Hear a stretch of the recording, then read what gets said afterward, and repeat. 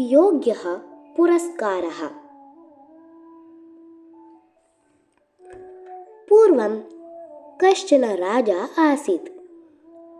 सः दानशीलः, पण्डितेषु कलाकारेषु च तस्य विशेषादरः।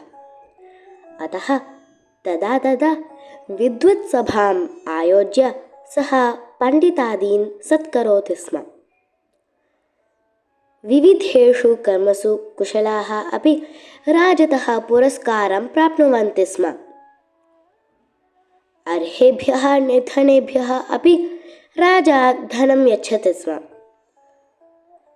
अतः तस्य दानशीलता सुविख्याता आसीत्। एकदा कश्चन मध्यवयस्कः आगत्य तं नमस्कृतवान्। राजा तम् अपृच्छत्, कस्मिन् कार्ये भवान् कुशलः? किं नाम भवतः? इति।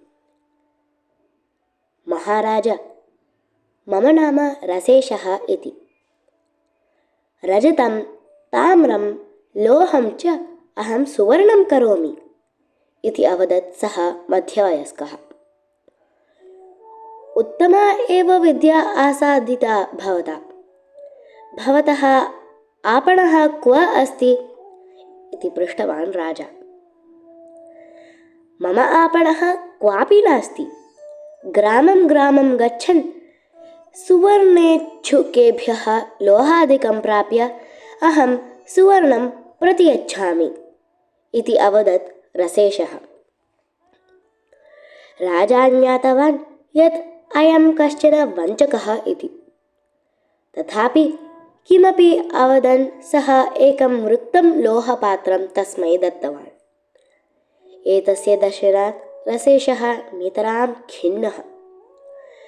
सः राजानम् अवदत्, महाराज, पण्डितादिभ्यः भवान् सुवर्णनाणकानि ददाति। मह्यं तु रिक्तं लोहपात्रं दत्तं भवता। एतत्तु मम विद्यायाः अपमानाय एव। किं मम विद्यां सामान्यां मन्यते भवान्? इति। तदा राजा हसन् अवदत्, भवतः विद्या अपूर्वा एव इत्यत्र नास्ति सन्देहः। भवान् तु स्वयमेव सुवर्णस्य निर्माणे समर्थः। अतः मया रिक्तं पात्रं दत्तम्। निर्मितस्य सुवर्णस्य सङ्ग्रहाय एतस्य उपयोगः भवितुमर्हति। अथवा एतत् पात्रम् एव भवान् सुवर्णरूपेण परिवर्तयितुम् अपि अर्हति इति। एतस्य श्रवणात् रसेशः अवगतवान् यत् राजा मम स्वरूपं ज्ञातवान् अस्ति इति। अतः सः विना प्रतिवचनं ततः निर्गतवान्।